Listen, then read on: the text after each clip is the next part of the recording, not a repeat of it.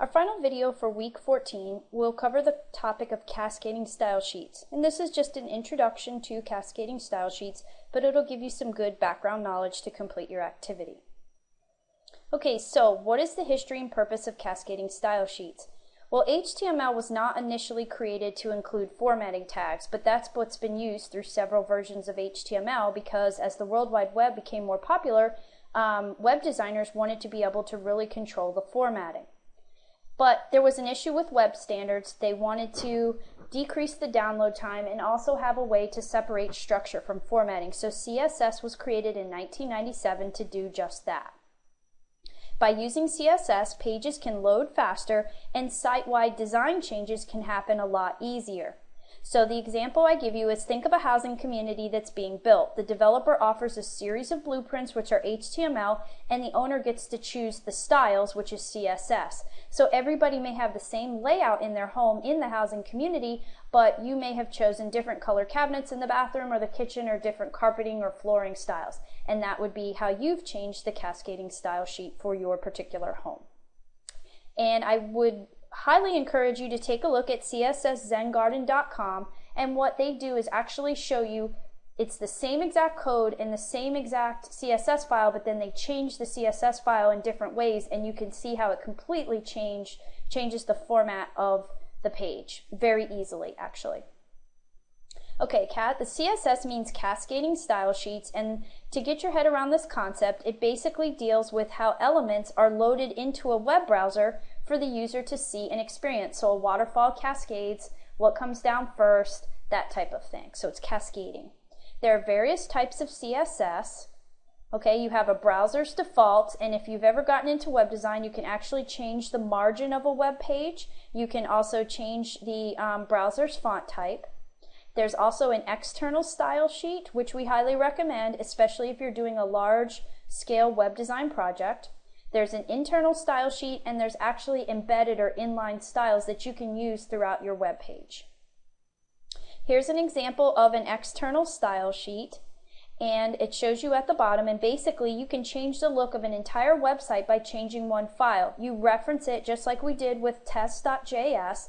You put all of your styles into one sheet, and then you can reference that one page from 100 or 1,000 or one HTML page. When you want to make a change to the formatting of your pages, you just go into the CSS file and make the change, and then all of your web pages are impacted. So it's a great way to save time and effort. And you save an external CSS style sheet with an extension of .css.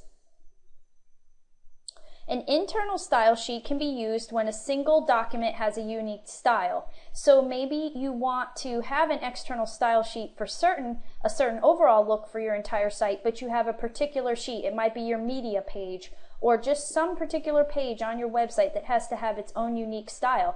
Then you can use an internal style sheet to only interact with that particular page. You define internal styles in the head section of your HTML page using a style tag, and I've provided an example for you. An inline style can be used embedded actually inside, and it'll remind you of almost like an HTML formatting tag, and it does take away the whole purpose of using CSS for ease of maintenance and update because you're putting in all these inline styles throughout a particular page. And it recommends use this method sparingly because it won't impact every page in your site, just what's in that particular page. To use inline styles, you use the style attribute in the relevant tag.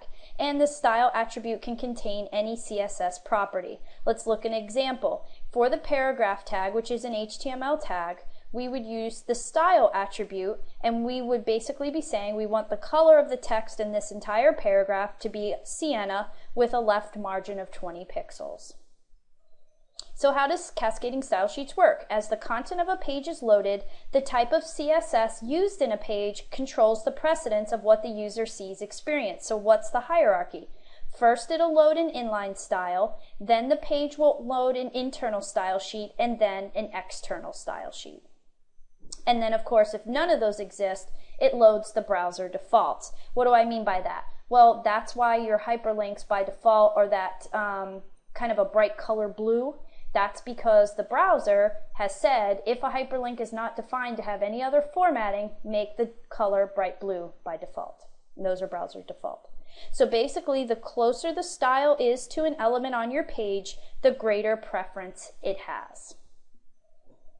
Okay, so I've provided an example of how you could reference a style, both in the head tag, as you see, using the style tag, and then in the body, we actually use an inline style on the paragraph tag. So the color would be blue. Why did I end up blue?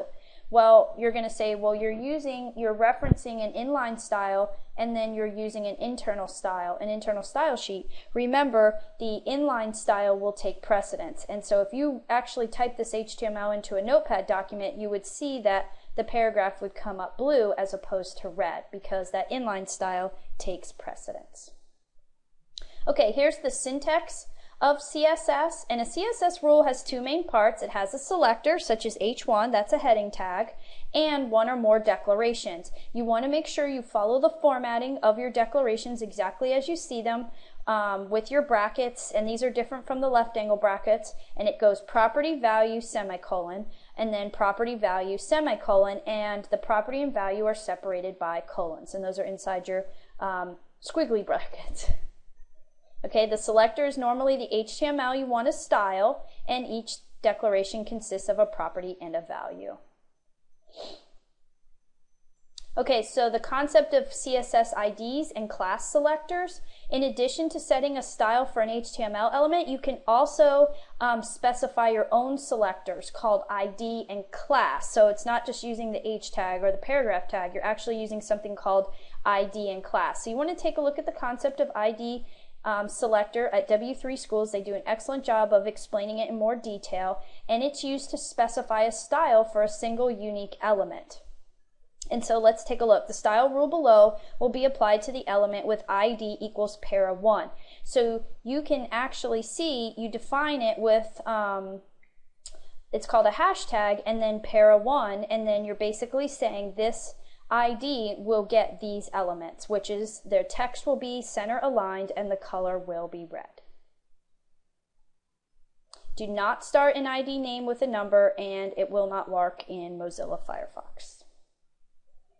Okay, the class selector is used to specify a style for a group of elements. So ID is unique, it's individual, and then the class selector is for a group of elements. And you can set a particular style for many elements, HTML elements.